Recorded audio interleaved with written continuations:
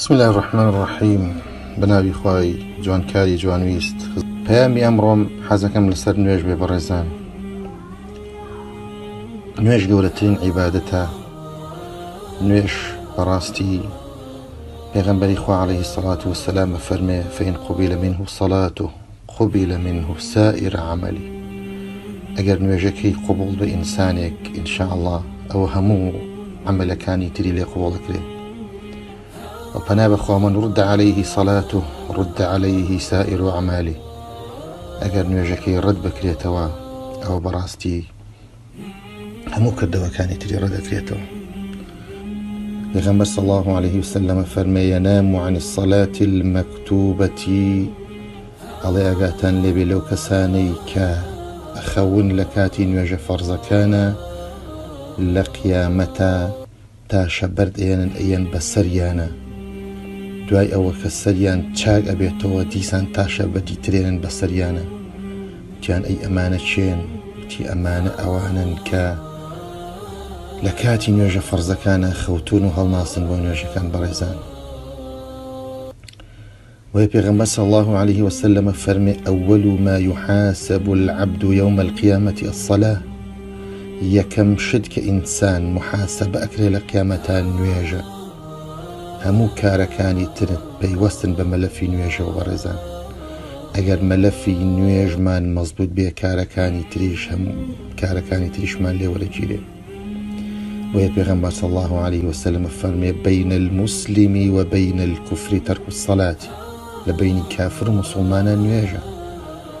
زۆرێک لە زانیان ومن تەرەکەها فەقەد کەفەر. هەر کەسێک نوێژ نەکا لە دین دەرەچێ بەڕێزان. طبعا ئەو نوێژەی کێماکەین ئەبێ ئەو نوێژە بێ خۆی پەروەردگار وەریگرێ.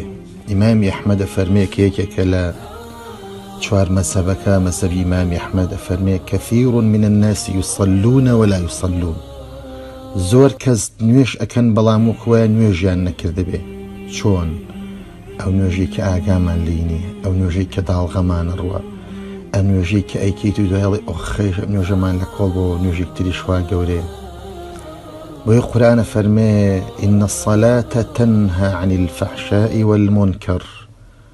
نوێش ئەبێ بتگێڕێتەوە لە تاوانی بچووک و گەورە. ئەمە قورئانە، ئەمە حەدیث نییە بڵین لەوە چێ ضعیف بێن. ئەمە قورئانە فەرمێ وتەی پەروەردگارە. ئەمە ئاەتی قورئانە کەوا بێ نوێژ ئەبێ بمان گێڕێتەوە لە تاوان بەڕێزان. ئەگەر نوێژێک ئێمەی نەگێڕایەوە لە تاوان خەتای نوێژەکە نییە، خەتای ئێمێ. بزانە ئەو نوێژە کرچ و کاڵەیە کە ئیمامی ئەحمەدە فەرمێ ئەو نوێژەیە پێغەمبەری خوا صلی الله عليه وسلم لە حەدیثی صەحیحا فەرمێ کەسانێکن 60 ساڵ نوێژ ئەکەن بەڵام وەکوایە نوێژیان نەکردبێ. بۆی بەڕێزان زۆر مهمە ئاگامان لە نوێژەکانمان بێ، بە تایبەتی نوێژی عیشا و نوێژی بەیانی. پێغەمبەری خوا صلی الله عليه وسلم فەرمێ و کەسانەی کە نوێژی عیشا و بەیانی لە کاتی خۆیان لە مزگەوتە بە جەماعەت ئەکەن ئەفەرمێ ئەبێ بە ڕووناکیەکی تەواو بۆیان، ئەفەرمێ ئەبێ بە بینووری تامی یەوم القیامە، بە بەڕووناکیەکی بەردەوام لە ڕۆژی قیامەتە بەڕێزان. هەرچەند ئێستا دەرگای مزگەوتەکانمان لێ داخراوە، بەڵامی تۆ ئەگەر تۆ بە نیەتی ئەوە ئینشاءالله نیەت بێنی کە مزگەوت کراوە بێ و لە مزگەوت تا نوێشکەی ئێستاش پاداشتی ئەو نوێژانی مزگەوتە تەر بۆ نووسێ. بەڕازای منە جاری وایە تا سەعات 2 شەو ناخەوی خەریکی چیت سیرکە چیمان ئیسیفادە کردو بەڕێزان. ئەڵین بۆ نوێژی بەیانی خەبەرمان نابێتەوە. توخوا هەر کامێک لە ئێمە کاممان لە ئێمە بیگرە بڵێن هەموو نوێژێکی بەیانی ئەوەی لە کاتی بانگە پێش بانگ هەڵسێ 10 دقەش پێش بانگ، نیو سەعاتیش پێش بانگ هەڵسێ، بەڵام هەموو ڕۆژێ $10 $15 چێتە سەر حسابەکەی. هەموو ڕۆژێ $10 وەرئەگرێت. $10 هەموومان پێش بانگی بەیانی بەخەبەرین و لەبەرەوەی $10 بە بەلاش بخێنە گیرفانمانە. حسابکە گەرم نوێژەی من و تۆ حسابی $10 بۆ نەکەی بزانە ئیمانمان زۆر زەعیفە بەڕێزان. واللهی بۆیە بەڕێزان تەنها نوێژ بکە لە کاتی خۆیە هەموو کارەکان هەموو سیستەمی ژیانت بۆ ڕێگەکاتەوە. نوێژ زۆر میمە بەڕێزان، بەڵام ئەو نوێژەی کە بەڕاستی وەکو حەسەنی بەسریە فەرمێ تا مەزرۆبی بۆ کاتەکەی بۆ کاتی کە نوێژ دێ، نەک نوێژێکی کرچ و کاڵ. بۆیە بەڕێزان دەست بگرین بە سونەتەکانەوە، سونەتەکانی پێش نوێژ 12 ڕەکعاتە موئەکەدەکە بیکەین کاکات ئێستا بێ ئیشی هۆ کاتەکانی تریشت بۆمان نەکرێ.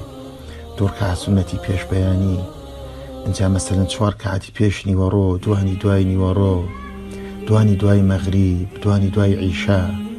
اینجا ئێمە ئێستا لە ماڵین بۆ 2 ڕەکعات نوێژی زۆحا ناکەی چێشتەنگاو لە ڕۆژێکە بەڕێزان کاتێکدا بنێ بۆ قورئان خوێندن ئێستا بێ ئیشی لە ماڵەوە لە 5 دقەوە دەست پێ بکە. ئێمە جاری وایە 2 ساعت 3 ساعت لەم 24 ساعتەیە موبایلمان بەدەستەوەیە و ئەنتەرنێت و خەریکی فەیسبووکین بەبێ ئیستیفادە، چەنە سەیری تەلەڤیزۆنەکەی، چەنە سەیری خێری خواردنین بەڕێزان.